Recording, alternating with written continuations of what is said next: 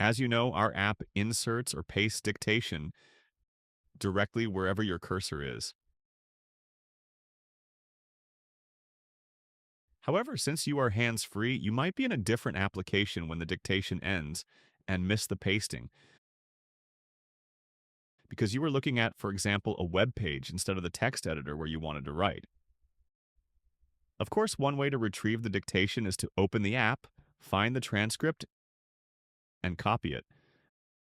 But this process can be cumbersome, so we found a better solution. Instead of opening the app, simply return to the text editor where you want the transcript to be inserted. We have reimagined the doc icon. You can now right-click on it to view the last 5 transcripts. Clicking on any of them will automatically insert the selected transcript,